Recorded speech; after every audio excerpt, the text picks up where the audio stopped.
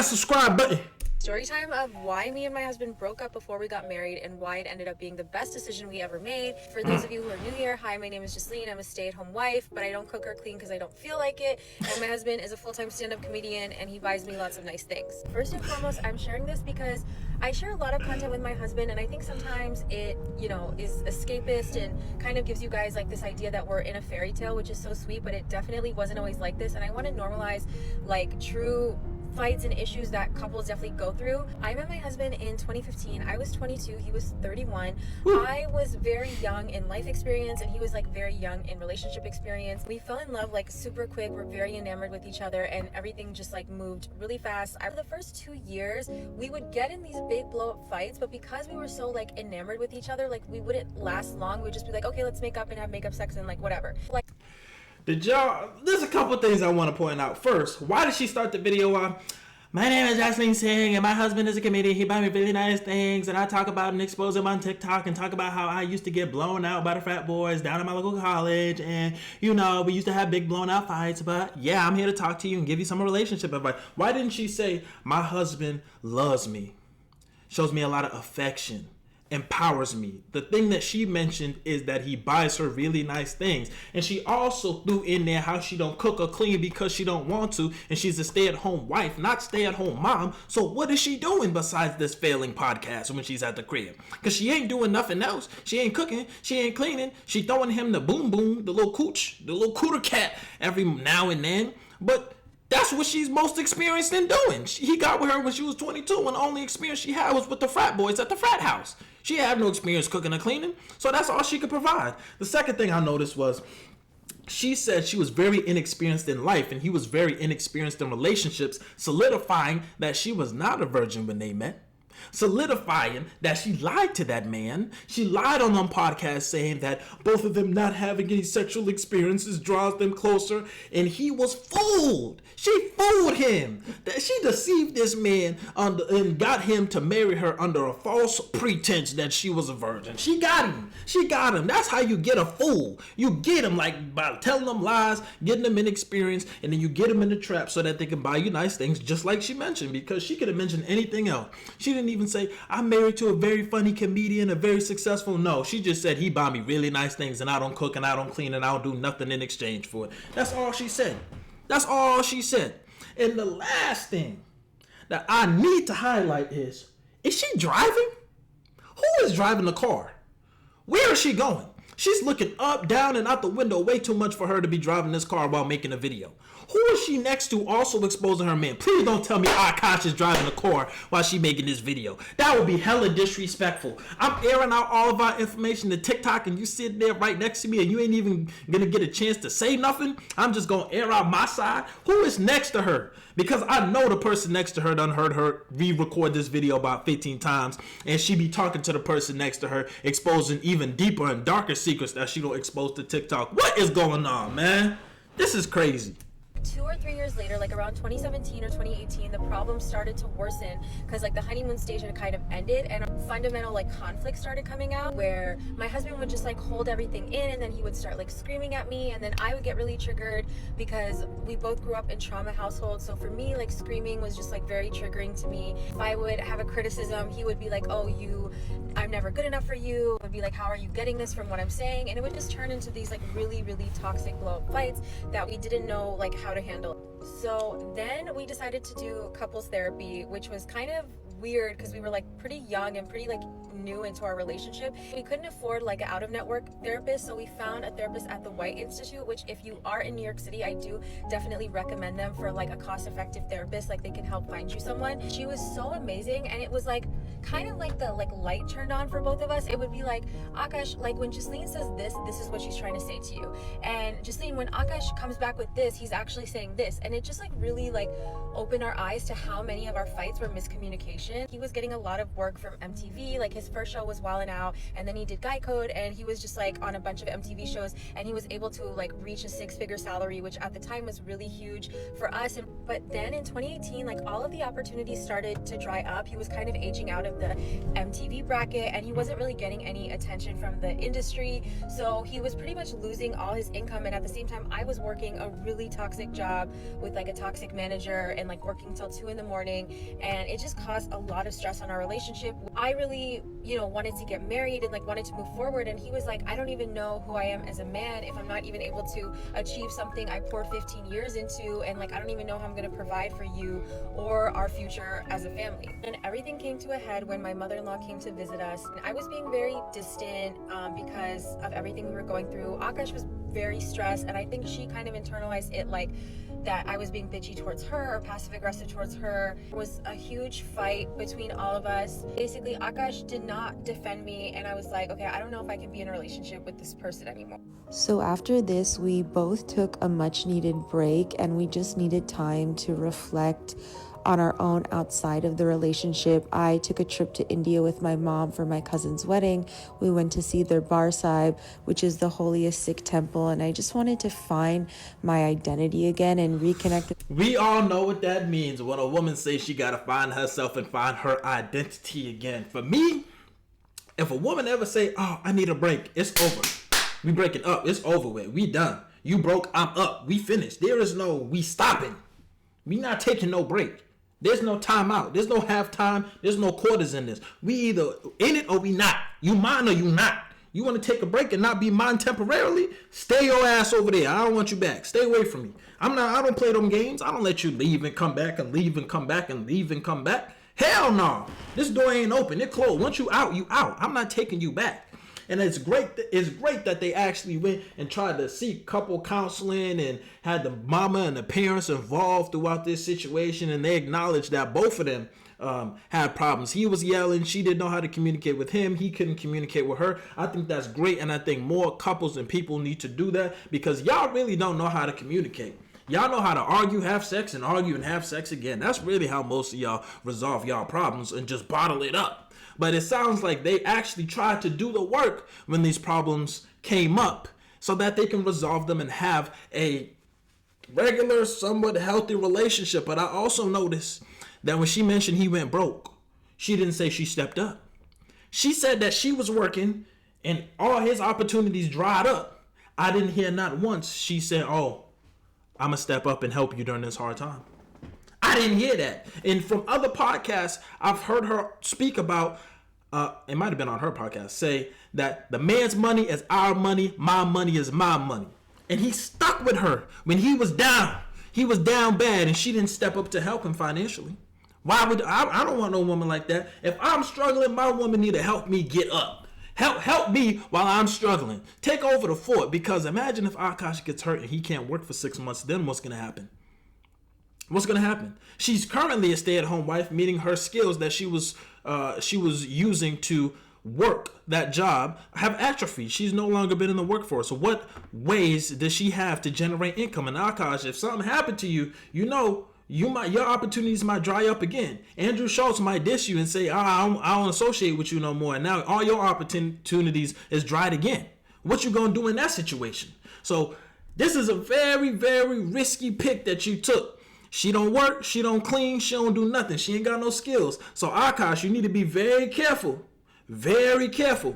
My spirituality, and similarly, Akash needed to find his voice within the relationship and find his voice between his mom and me. Finally, a couple months later, I just had this epiphany. We were still getting in fights, but Akash went on his own trip to India, and my Nana Ji was sick in the hospital. He flew out of his way to go see him in Punjab. I woke up the next day seeing pictures of him, my Masi, and my Nana Ji, and I had this moment where I was like, okay, I know he's the right one. We're gonna make it through this, and we can make it through anything, and I'm sure that this is the person I want to be with. 6 months later, we were engaged, and my husband started a podcast with his co-host that started generating income. He was able to do the the thing that he loved the most, which was stand-up comedy.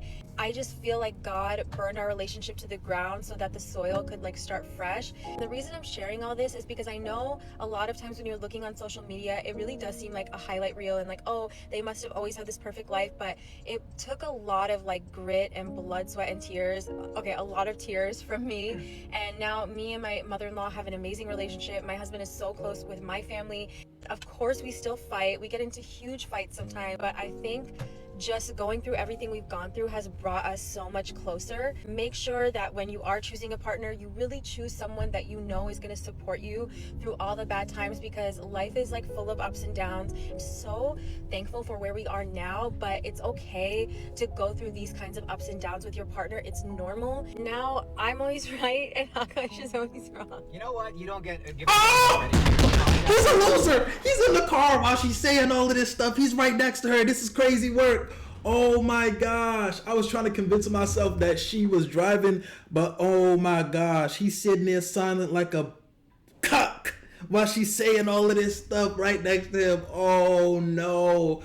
Oh my goodness gracious. I hope this is all a joke and a marketing ploy. There's no way in hell I'm gonna sit there silent as a mouse while this woman says all this stuff. And then at the end, she did give him some love and give him a couple compliments, but hell no, I would never sit there in the car and drive you while you do this right next to me. Hell no. You gotta go in the closet and start admitting some of this stuff, because ain't no way I'm about to sit there and listen to you say all that nonsense. And this is nasty work.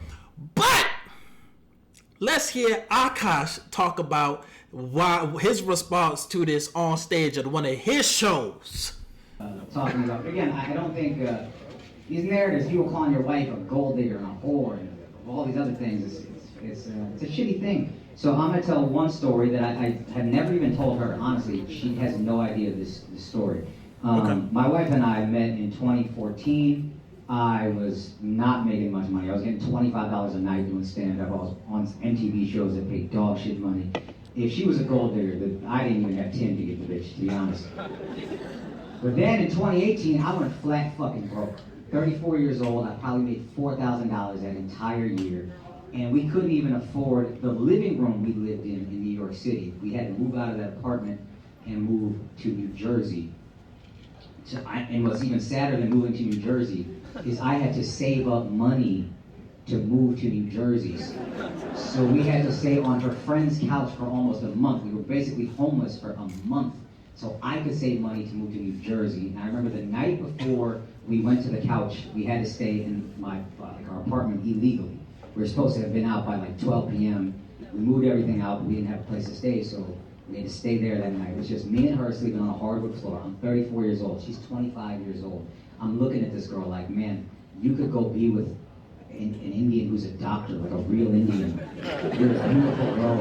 You have so much ahead of you. Me, I don't know what my life is going to be. I'm 34. I'm fucking broke. This dream might not ever happen, but I'm too fucking moronic to quit. This is such a beautiful story, but it contradicts what she says. So I don't know who's telling the truth and who's lying, because she said they met in 2015. He said 2014. Okay. But then he never mentions, he talks about him making money on MTV and him being broke and how they didn't pay that much. But then she said that's when he was making six figures. He finally made six figures, and that was a big deal. So I'm very lost on the time frame, and they are not aligned in what was going on. And so, if you were making so much money on MTV, what happened to it? You was just spending it? You didn't save any of it? Everything that came in went out? And you said you made $4,000 in 1 year? That's because you are an awful businessman. You don't know what you're doing. You should have went down to your local McDonald's and made that $12 an hour. $12 an hour, 40 hours a week, and did your comedy also. At night. I don't know who was checking for you. I don't really know who's checking for you right now. I'm telling you, if I was going to go up there and do comedy, Akash, listen to me. If I was you and I was making $25, I would have quit comedy, because that means I'm a loser, I'm an idiot, and I don't know business. Because if you're a comedian out there, I'm gonna give y'all the plan on how y'all can make money y'all first show, even if it's just a non-paid show. You just walked up, signed up. You get you a box a box that you can slip money into. You put your Cash App, your PayPal, your Venmo on that box, and you send it around to the tables as you up there doing your comedy. I guarantee you'll make more than $25. This is why Akash needs somebody like me on his team, because all this publicity that he's getting, I'll be on everybody's podcast addressing it. Corey Holcomb, MTR, Fresh and Fit, everybody. I will be talking about this so that I can push my tour, because with this beautiful story, nobody is talking about his tour. Nobody can recite a joke from his tour. This is the most I've heard about his tour, which is him talking about his wife. His wife is his marketing, generating him all of these views, but he cannot capitalize on it. Akash, you need somebody that love you and that's really going to help you, because you should be not only on tour, but during the day on every podcast promoting your tour, along with addressing the situation and spewing out some jokes and gaining a bigger fan base. But you not prepared for this moment. You're not prepared. But you prepared to keep paying this woman and buying her bags. That's all you prepared to do. You about to go broke again. All it takes is one instance. If Flagrant fails, if Andrew Schultz said, I'm done with Flagrant, Akash, I hate you, you are over with. You back broke. You need to set up some other avenues so that you can make some damn money, because if you go broke, you know this woman is going to leave you. She don't work, she don't clean, she just throw it back for a real one. And also, I noticed in the last video she wanted to talk about the Lord broke down their relationship. I just want to know when the last time she prayed. I just want to know if she opened her Bible more than she opened her legs last year. Take the whole last 365 days. Did you open your Bible more than you open your legs? Then don't bring up the Lord when it comes to your relationship. Come on. And I have nothing to give her. It's just a light jacket. It's like October. We have nothing. So I hand her the jacket, and then she said, what's this for? I said, you can use it as a pillow. And then she goes, well, what are you going to use? And I said, I'll figure it out. She handed me back the jacket. She goes, you take this. And then she laid with her head on my chest and her arm around me the entire night. And I remember thinking in that moment, this is why I haven't shared this with her, because I remember thinking, I don't know if I'm going to be able to marry this girl, because I'm so broken. I'm in such a bad place, and it's a dark fucking time in my life. But I know I will never find a girl that loves me this much ever again. And I will never find a girl who rides for me this hard ever again. Hell no, don't clap for that. I hope this love don't find me. You said you will never find another woman that loves you enough to go online with her co-host and talk about how her co-host's husband got a big wang wang and that's at least 10 inches? Why are you sitting there? This the type of love, you will never find a woman that loves you as much as she does to go up there while you on there, say that her co-host husband is second to none. Why are you sitting there? You like this love where your wife is on her podcast talking about her booty hole experiences and how she woke up one day from letting a dude stay over her house that she met on Tinder, and how she woke up with her booty hole burning? That's the love that you want? Hell no, I hope that love miss me with that love like an overthrown pass. Let that love miss me, please. I don't want nothing like this. Hell to the no. She don't cook, she don't clean. What the hell she do? Pilates? Hell no, that ain't enough for me. Guys, please let me know your thoughts down below in the comments. We started off with Akash's wife talking about a story. Then we got Akash talking about a similar story and giving his perspective. And a lot of things don't make sense to me. And that's my main goal in watching these two videos and reacting to them, is to point out the inconsistencies and the things that didn't make sense to me. I think they got some good things going on, but I think there's a lot of bad things going on. And the worst thing that they got going on is that she's posting on social media. These podcasts are going to be the end of relationships. Look, Savannah James need to be careful. We seen what happened with Aisha Curry. Now we seen with Justine Singh. Y'all need to be careful on these podcasts. Please just tell your wife to delete that mug, because y'all relationship will be so much stronger, so much better if she just keep her mouth shut. Guys, let me know your thoughts down below in the comments. Make sure you hit that like button, hit that subscribe button. I'm out of here. Peace.